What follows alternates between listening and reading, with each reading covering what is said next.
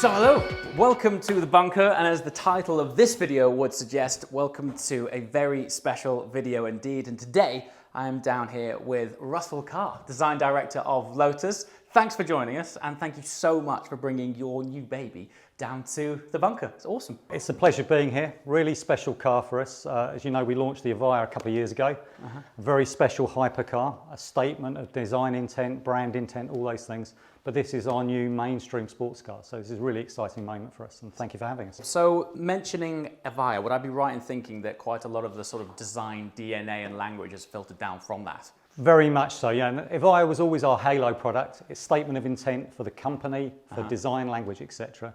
So why wouldn't we use some of that? And from the outset, we really wanted to create a car that had a little bit of supercar allure, the exotic nature in it. And the best way of doing that, you know, one of the best ways of starting is filtering down from the Evija, basically. So yeah, that was always an intention. As far as a car to filter down from goes, honestly, and I'm not just blowing smoke here, the Evija for me is one of the best looking supercars I've seen ever. So in order for this car to be drawing down design language from that, I think is fantastic. Where do we start? First of all, how long have you been working on this for? So we've been working on this about 2.5 years, something like that. Okay. And then first cars, hopefully all going well, will go to customers spring, Q1, Q2 next year, basically. So we wanted to create a car that had some sort of supercar feel to it. So all designers, as you know, will talk about proportions. So we've got fantastic proportions on this. Low set cabin, albeit that inside the car, plenty of space. Usability, really important on this car. Low set cabin. Really prominent muscular haunches. You'll have heard me go on about that with the Evija as well. Lots of sculpture, lots of soft sculpture, crisp lines on the car. And then there's certain features which are very noticeable from Evija. So, you know, we start in no particular order. The front of the car, we have this really sharp sort of attacking nose section. And what we want to create there is a look of a car that is actually carving through the air. And technically, it does sort of do that as well. You know, it helps separate the airflow. Below the surface here, everything is really functional. It's all about cooling. And then, nice thing on the front of this car, Lotus is all about combining form and function. A nice thing on here is we ingest the air here for the radiator. The radiator sits behind here, and then we evacuate the air out through these vents here. So form and function on this is, it looks really cool. You know, it's got the reference of Evija. It's a very distinctive feature. But by pushing the air out this way, we actually create a little bit of downforce, and the whole car creates a certain amount of downforce front and rear, which is unusual in this class. And this is part of it as well. And it's a feature that we've used on previous Lotuses like the Elise, but we did it in a much more brutal race car kind of way. And because we wanted this sort of exotic feel, we've done it in a new way, more sophisticated way, and the way we duct the air out through there. So, you know, that's one of the key features we see on here. Should make a mention of the badge. This isn't the production badge, so the quality's not quite right on there, but it's important. It's our new corporate identity, and it's a little bit bigger than we normally do. We're proud of our badge. Absolutely. Why shouldn't we be? Yeah. As we move around the side of the car here, the lights, again, you'll recognise them from Evija, but in this case, they are full LED. Evija used laser as well, but fully LED no matter what model you buy, so that's quite unusual. So as standard, you don't have to optional upgrade them, their LEDs. Great. So obviously you get really good quality lighting out there, very powerful. And we've got these two distinctive Drl Blades on there. So, you know, you see the car coming down the road, you know it's a Lotus. And as we said with Evija, it's a little bit like a warrior putting on their paint. But a bit of fun with that one there. I think at this stage it's important to acknowledge that this is to sit in the world of sports cars, right? But I mean, honestly, it looks like a supercar. Yeah, it really does. Which for me is a great appeal. You'd never buy a sports car on rational reasons. You have to be seduced into it. So why wouldn't you try and get the appeal of something even more exotic into this price bracket? So the car starts at, you know, just under £60,000. So honestly, I think that's brilliant. Everybody has a different term for affordable, but in the world of sports cars, that's pretty affordable. And in a minute, when we take you for a look on the interior, not only will you see a completely different world in terms of where Lotus have evolved to, but I think that sets so much context as far as, I mean, 60 grand for this as a starting point from what I've seen so far is awesome. So I reckon we spin this around, talk about the design and airflow around the rear, and probably come on to the multiple engine options. Lotus have now teamed up with AMG. So AMG are a technical partner, and they are providing one of the engines. So it'll be available in the i4 format, which is effectively the AMG turbocharged 4-pot. That will be available with a twin clutch box, but you'll also have the option of the V6, which you have now. And I mean, that thing, I was actually only at Hethel about 3 weeks back, and I forget every time I get in that, the sound of that thing is phenomenal. So just run us through the aesthetic of the rear here again. Evija all over, right? Very much Evija from behind, Yeah. And that's because Evija was the optimised sports car look. Broad shoulders, low set cabin, tapering surfaces from the cabin, and again that's form and function working together, because by tapering it you reduce drag, and you also allow more air to get on this surface here to create downforce.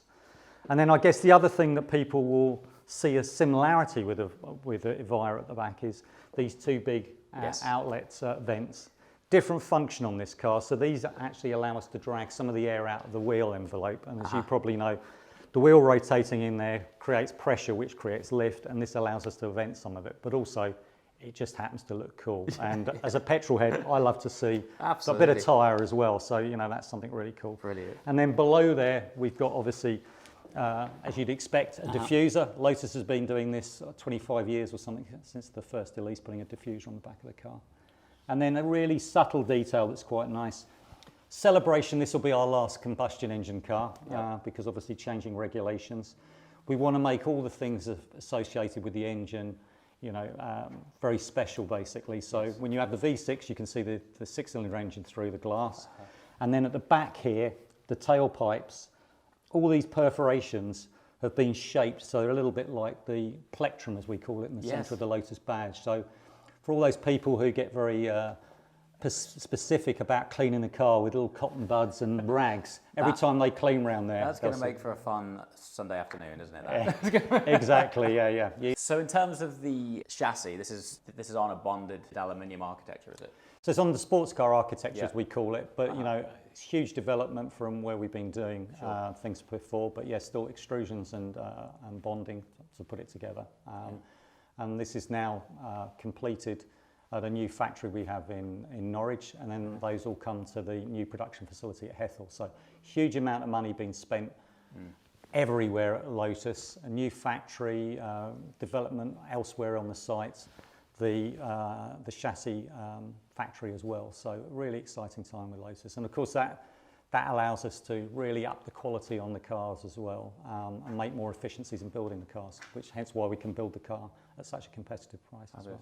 Speaking of quality, we need to check out the inside of this thing. Honestly, it's almost an unrecognizable journey. When you step in this thing, I think as phenomenal as the outside looks, the association from the outgoing Exige, for example, compared with this is next level. Game changer. Well, I'm glad you spotted it. Yeah, I mean, it's really important. On the outside, we still have the drama. It's really important that we still have that very special driving experience. We're all about being for the drivers. But we recognise people want to use these cars every day. They want to take them to the office, they want to go to the shops, they want to take the car to the airport. So yeah, we think about everything, starting with where are we going to put the luggage, so we can get a couple of good-sized cabin bags behind the seats. You can get a cabin bag in the boot, the trunk of the car, or a set of golf clubs. I don't know what size set of golf clubs. I'm not a golfer myself, but yeah, and then once we get inside, you'll see there's storage, cup holders, and obviously modern infotainment as well, so you can immediately connect up your phone. So you can use the car as a normal car, or you can take it and you know, drive it like a racing hero when you're able to, basically. Okay, check this out. Anyone who's experienced a Lotus lately, look at that. Hey, easy, eh? Easy. Yeah, you don't even think about it. Not at all. And then once you're in here, what you should be thinking is everything falls to hand. Yes. You know, obviously a car that's for the drivers, the ergonomics should be good.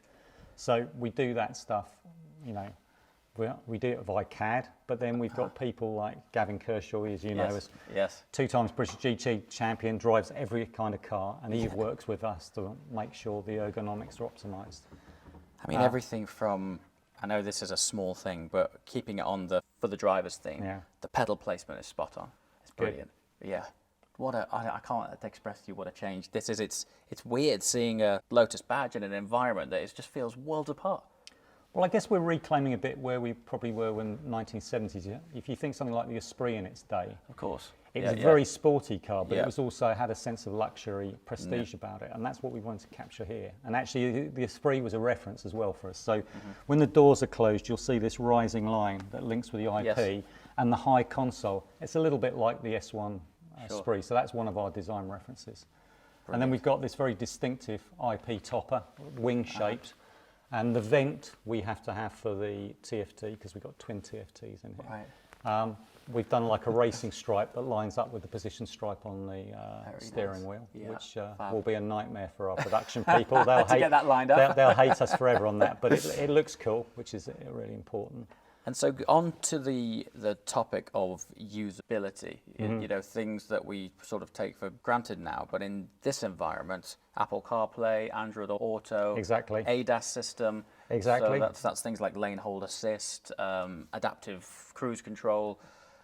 It's a real step on, isn't it? Yeah. It's just like you'd expect in any other car. You can get in here, connect up your phone easily, all that stuff. You've obviously got navigation, you've got your telephone, you've got all your music, etc. So all that stuff you normally expect, you expect these days as well. You can stop and buy a coffee. As a friend of mine once said, just because I do the occasional track day doesn't mean to say I don't drink coffee. So we got twin cup holders for him. Brilliant. And then usable storage as well. You know, the door bins are designed around a 500 milliliter bottle. We've got space underneath the console for putting stuff. Oh, yeah. In front of the gear selector, we've got space for putting a phone, armrest, storage under here as well. Glove box.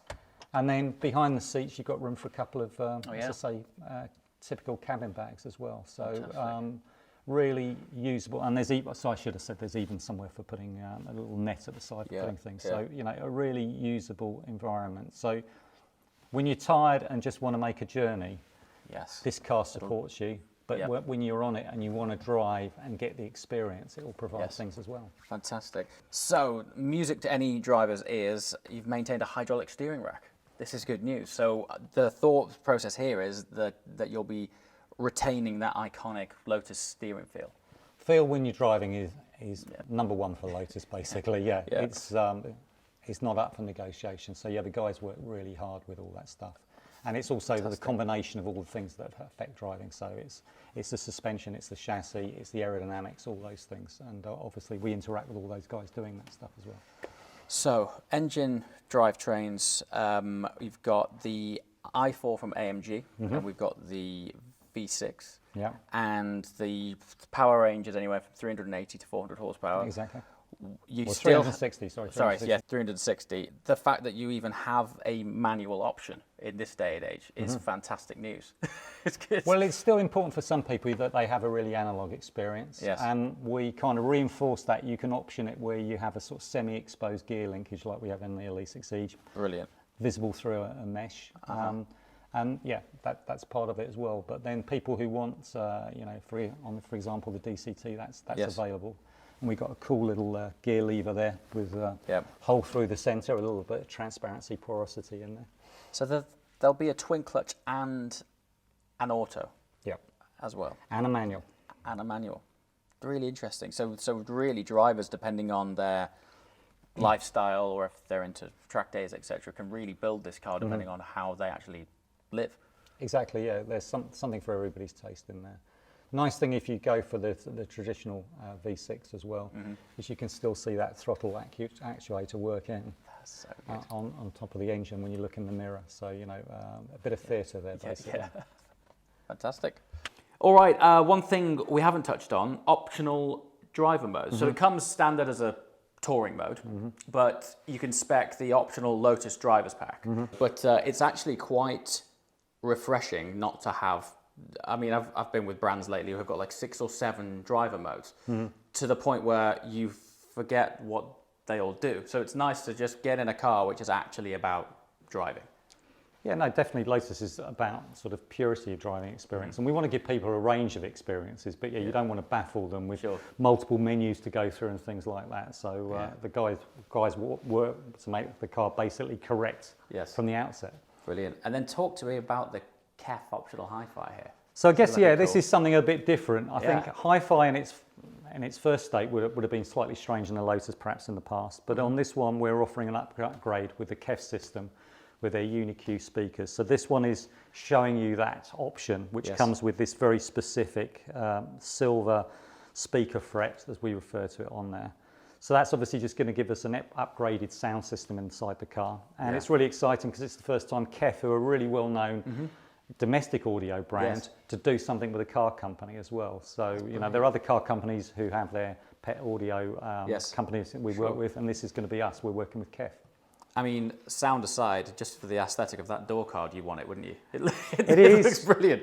Yeah, it's really cool, and it was very painful to model as well. Sure digitally modelling that, I think, had people tearing their hair out. Fantastic. Well, brilliant. Well, honestly, I'm really honoured, excited, and I cannot wait to experience this thing. I was, saying at the start, I hadn't driven a Lotus for some time. We were at Hethel a few weeks back, and as soon as you turn a wheel in that thing, it all comes flooding back as to why these things are such great drivers' cars. So it'll be interesting, first of all, to get back into a Lotus with a manual box, but I'm really interested to see how one feels with a dual clutch. There's something for everybody. So really, I think we think this is the most complete car we've ever made, actually. So it ticks all the boxes for the driving enthusiast, but it's also something that people can use every day as well.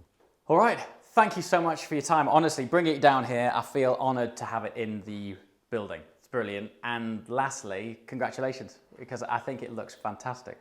Well, thank you. Very kind of you to say that. And obviously, it's congratulations for a whole team. It's not just me. It's a team of designers, engineers who've been working on it. But yeah, really exciting moment for Lotus. So thank you for finding the time to showing us around. Cracking. All right, so that's it. It's a very first look at the Lotus Emira. If you have any questions, please leave them in the comments section below. If I don't know it, I'll get on the phone to Lotus and find out the answer for you. But hopefully, in the not too distant future, we'll be able to get behind the wheel of these things and share a first drive with you. So, questions and comments below. As always, thank you so much for watching, and we shall see you next time. Ciao.